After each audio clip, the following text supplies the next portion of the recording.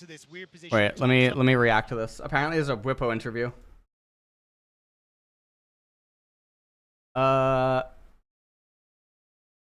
Let's see.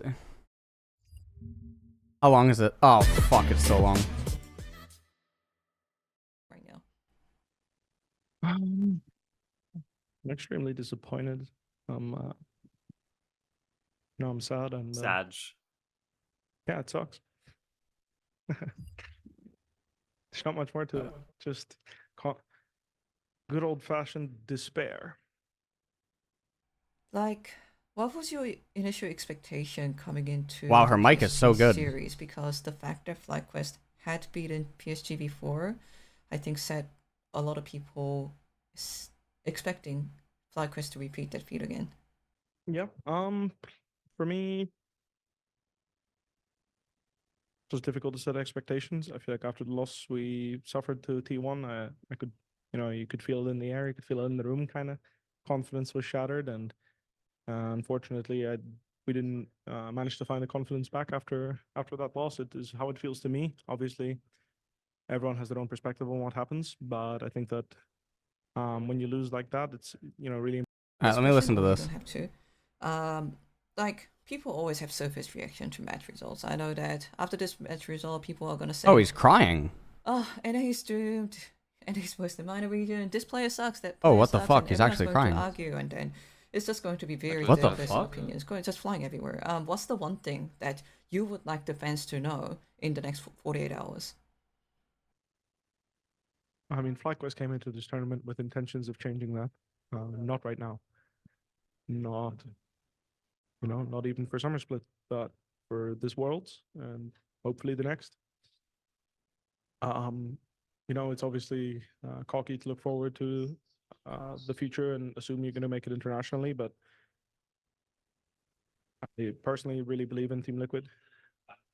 I think Team Liquid is actively trying to make the region better and doing that from the ground up. I think FlyQuest is doing the same. They're taking NA talent and trying to make NA talent excellent.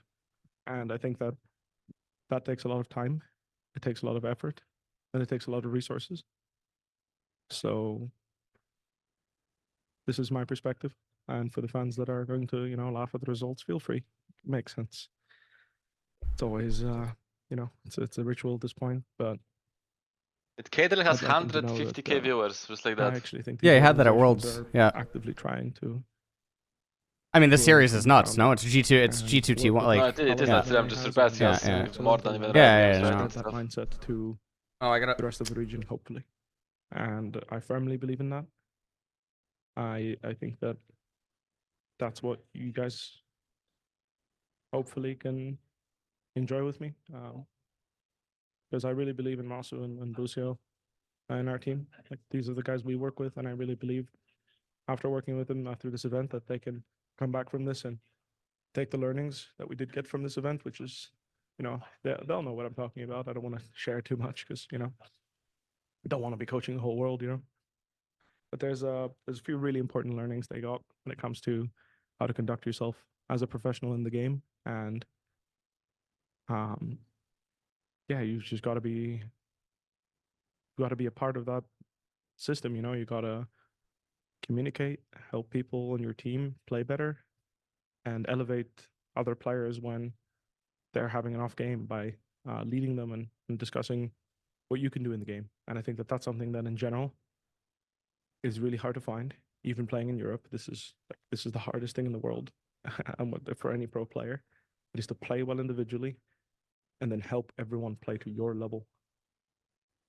You make people avoid bad angles, and you help them see good angles whilst you're playing that league game. And I think that's insanely hard to do.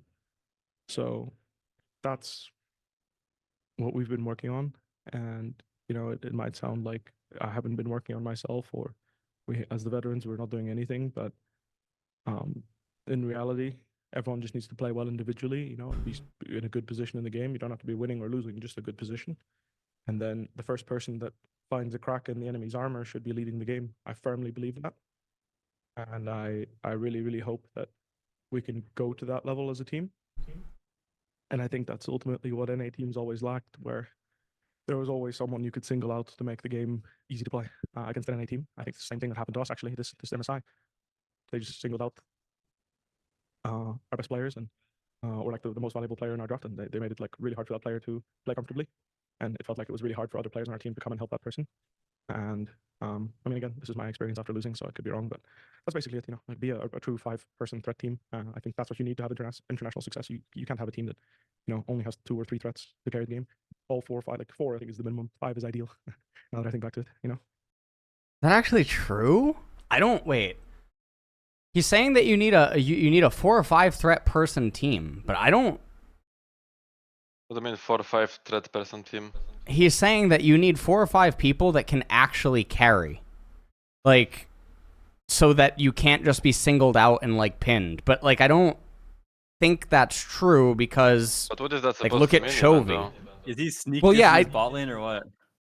Yeah, like that. Well, yeah, I mean, he's sneak dissing someone, right? Like, at minimum, he's saying that there's 2 people on the team that are problematic, that are not threats, right? That's what he's saying. But also, I just don't think that it's fucking true. Look at DRX. They were a 2-threat team. There was Zeka and there was Deft. Even though Kang had his MVP performance in the finals and got his fucking skin, like, the reality is that they were a 2-threat team. Chovy has had like the Hanwha Life iteration. It was a 1-threat team. It was Chovy Life Esports. So like, it's just that's such a weird comment. Of like 1 or 2 threat teams popping off. So yeah, no, there's lots of examples of 1 and 2 threat teams like popping off. It just matters that like the player can't be like banned out or like suppressed. You know what I mean? Like the way that they play. yeah. Oh, That's all that apparently he also matters. skipped the most important part at like 3 to 5 minutes. Made it really far. It's like What was on teams where all 5 players could take over a game. I don't know, What was biggest regret? Okay. If there is one thing you could change, not only in terms of the game, but maybe, what if Okay. I had this conversation with the coach or a player? What if I picked this champion? What if I slept 30 minutes I less? guess I guess it's just I really felt like I gave it my all, and I guess I regret that. I guess my biggest regret is that I tried really, really hard, and I lost anyway. So I don't know. I don't know what else I really could have changed. I could have worked a bit harder every day, I guess, but I feel like I really did everything I could to win. I feel like I did the same things I used to do, and back then it would help me a bit. But I guess this event, it wasn't enough. It just sucks, Like, obviously, I don't want to say that I want to do less next time. That's not true. Just, I guess, in the moment right now, I regret that I put winning as the only thing in the world that really mattered in the last few weeks, and I neglected everything else in my life. And I have nothing to show for it. And like the expectation you put on yourself must be so much higher because people try to like brush it aside, but you actually went all the way to Regret the word? I mean, like in general, I can feel it. People. It might be something that you don't really notice or think about, but like even in Asia, when I walk around, people can recognize me. Yeah, of course. And that's because You went against IG. You went against the Shy. I mean, just all those years, I was always competitive, and I always made people think that like, oh, maybe these guys could win. And I thought this year I'd do the same. So the fact that I don't know what to say. It's so frustrating. Like it's just so frustrating. Hey, this is going to be my final question, and I already. Okay. I get what he's saying where, yeah, it does feel really bad when, like, you think that you're doing everything right and then you just keep hitting a wall. Or, like, it just doesn't matter, right? Yeah. But League, in, like, a lot of ways, like, there's so many things that can go on in League.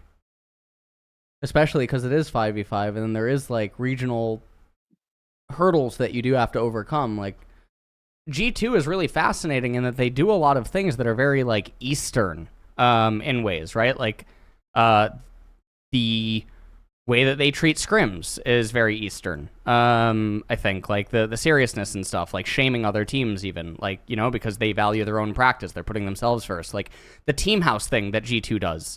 I think that's actually really good. I think it's also more of a red flag almost in a way if a player doesn't want that. In a way, because that says that because it says that the player League isn't their number one. So like it is really weird.